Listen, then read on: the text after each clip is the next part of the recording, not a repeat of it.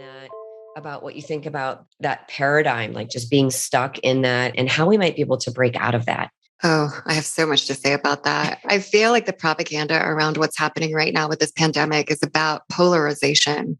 It's about division. It's about segregation. It's the opposite of where we're at right now in consciousness and what we really want to experience, which is love and the law of oneness and unity and togetherness. And so anytime that you feel polarized and you feel like you're going against an idea or someone or something, remember that that is propaganda. And remember that that in itself is the job of separation. And so now we do the inner work of, the consciousness work, the conscious work of being able to go back to, how do I love more deeply and more profoundly myself and others? How do I stay present with you? And how do I truly listen? Because what we're told is what we're told from other. It's not something that we're experiencing firsthand. We don't know firsthand exactly what's going on. So to think that you know truth when you haven't yet to experience it yourself, it's just, like I said, truth is relative. And so if we always come back to love and we come back to pure acceptance of self and others, then we don't have this polarization and we're not going to fall prey to it either. I feel like there's so much there to unpack. I know. I put this into a mantra. It's a big one. We talked about how this pandemic has been about polarization and some propaganda, and people put their little, mitts over their ears. Okay. So the mantra is, the way out of this is, and I'm going to add to breathe, right? To take a deep breath, to be present, to listen, to bring in love. Why? Because we all desire a connection. And in the end of the day, in the end of your life, it really is about that connection and feeling connected. That's what we all want. And so the polarization is actually giving us exactly the opposite of what we want. 100%. 100%. We all want to belong. Mm-hmm. It's a primal human need to belong to community, to belong to a tribe, to belong to a sisterhood or a brotherhood, to be in circle and communion with one another. I mean, there's so many studies that have already been done when it comes to health and well-being, that being alone is actually more detrimental to you than smoking a cigarette. I totally believe that. So yeah, belonging and community is exactly what we need right now. Yeah, I remember years ago when Dan Buettner, he's the author of The Blue Zones, when he came to town. We have so many people in town that are all about peak performance and about their athleticism and living a long life. And it's a packed room, standing room only. And we were all on the edge of our chairs, because Dan Buettner had gone across all of the globe and found the 5 blue zones and where people live the longest and all that kind of stuff. And was there a magic berry? Like, was there a substance, like coffee or berries or something or some nutrient? Because we were all waiting in line to get it. And what he said is, it's about connection and love and purpose.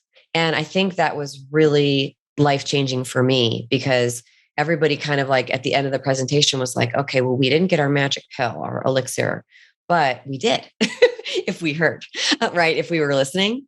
And so that's what I'm going to ask our listener today to do, is to be present, take deep breaths, bring some love into the conversation, and know that it's really about connection.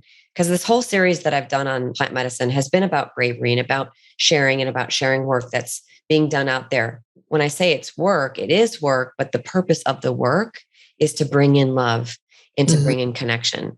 And what we're going to talk about today, Izzy, is also about the healing aspects of it. And of course, love and connection are part of the healing, but I wanted to just open the floor up to you to get into this topic around healing with plant medicine. Healing has to happen on all levels. It has to happen in the mind, in the body, and in the soul. And when you have this integration between this triad, for me and what I've seen in practice and also what I've experienced myself, that's when you have true healing. So, for example, I'm a naturopathic doctor. I have a functional medicine clinic in Washington, D.C., a naturopathic clinic, integrative clinic, and we deal a lot with the body. When you give the body the tools that it needs, it has an innate ability to heal itself. When you're treating the root cause, then the body can heal. But what about when that root cause is trauma? What about when that root cause is ancestral trauma? What about when that root cause is past life trauma? So it's like, we need to remember that we're multidimensional beings, and what we carry forth into this present lifetime isn't just from this present lifetime. And so some people may believe in that. Some people may not believe in that. But at the end of the day, it is what it is.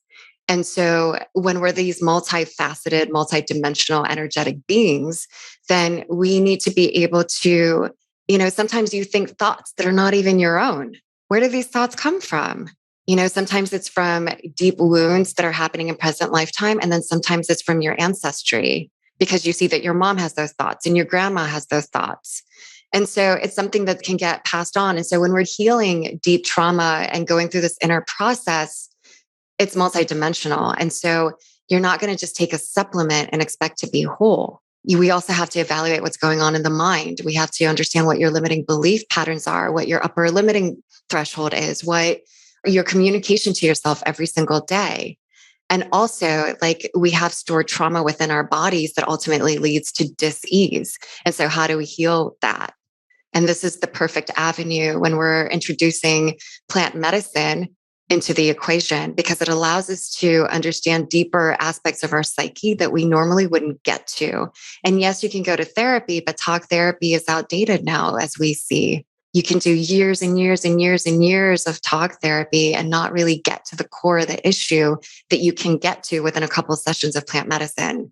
So everyone now wants, speedy healing, or we want to have like access to just more tools in our toolbox. And so plant medicine is definitely a tool when used appropriately for the appropriate individual, can be very mind, body, soul altering and shifting.